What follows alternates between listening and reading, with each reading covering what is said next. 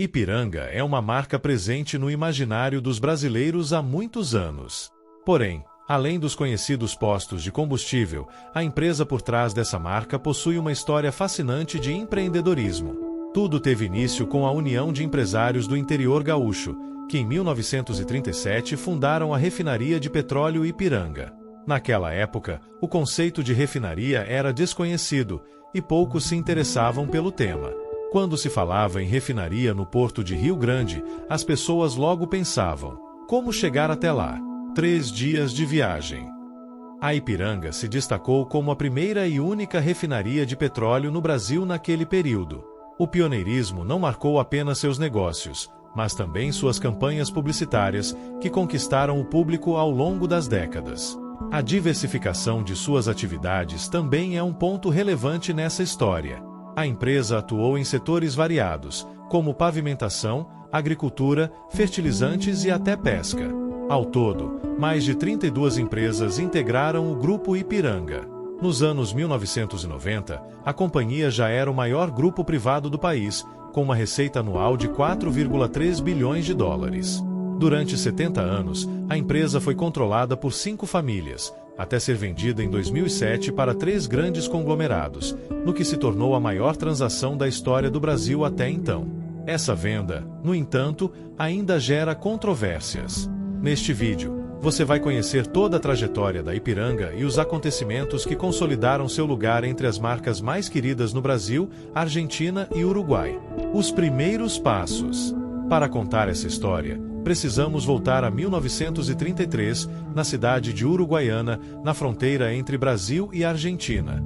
Foi lá que empresários brasileiros se uniram a investidores argentinos para planejar uma empresa destinada à produção de derivados de petróleo. Em novembro de 1934, foi inaugurada a Destilaria Rio-Grandense de Petróleo, e o Brasil passou a produzir gasolina, querosene, óleo diesel e óleo combustível em escala industrial. A rota do petróleo, essencial para esses produtos, era extensa, passando por diversos países antes de chegar à refinaria. Entretanto, em 1936, um decreto do governo argentino proibiu a reexportação de petróleo, inviabilizando o esquema logístico da empresa. A partir desse momento, Buenos Aires saiu da rota de abastecimento e o grupo precisou encontrar alternativas em apenas 12 meses. Cogitou-se a possibilidade de utilizar Montevidéu como ponto de passagem, mas a intenção era se tornar independente de territórios estrangeiros. Ao mesmo tempo, outro grupo de empresários, composto por brasileiros e uruguaios, planejava abrir uma destilaria em Santana do Livramento, na fronteira com o Uruguai. Diante das dificuldades, os dois grupos decidiram unir forças, combinando capital e recursos para construir uma nova refinaria. Em 1936, 12 empresários assinaram o ato de fundação da Refinaria Ipiranga, uma empresa brasileira dedicada ao refino de petróleo. Construção e desafios iniciais. O local escolhido para a construção não foi Porto Alegre, mas sim a cidade portuária de Rio Grande, a cerca de 300 quilômetros da capital gaúcha. O primeiro terreno, no entanto, foi embargado pela prefeitura, pois fazia parte de um plano de urbanização. Enquanto isso, os equipamentos importados, armazenados no porto, começaram a se deteriorar por causa da maresia. Sem tempo a perder, a empresa adquiriu outro terreno, mas este apresentava um novo desafio: era uma área de manguezal. A drenagem e o aterramento do local foram trabalhosos, mas o projeto foi executado com rapidez. Em 7 de setembro de 1937, a refinaria Ipiranga foi inaugurada, tornando-se a primeira e única refinaria de petróleo do Brasil. Muitos acreditavam que a empresa não prosperaria, devido à forte concorrência estrangeira e às adversidades do mercado. Além disso, chegar a Rio Grande era uma verdadeira aventura, com estradas precárias e a necessidade de cruzar rios em balsas. Problemas e publicidade inovadora. Embora o diesel e a gasolina tivessem boa saída, acompanhando o crescimento da frota de veículos no país, o querosene acumulava nos depósitos da refinaria. Foi então que a Ipiranga investiu em publicidade, algo que se tornaria uma marca registrada ao longo dos anos. Francisco Martins Bastos, conhecido como Chico Bastos, foi um dos engenheiros responsáveis pela construção da refinaria e logo se tornou diretor superintendente, embora admitisse não entender muito sobre petróleo no início.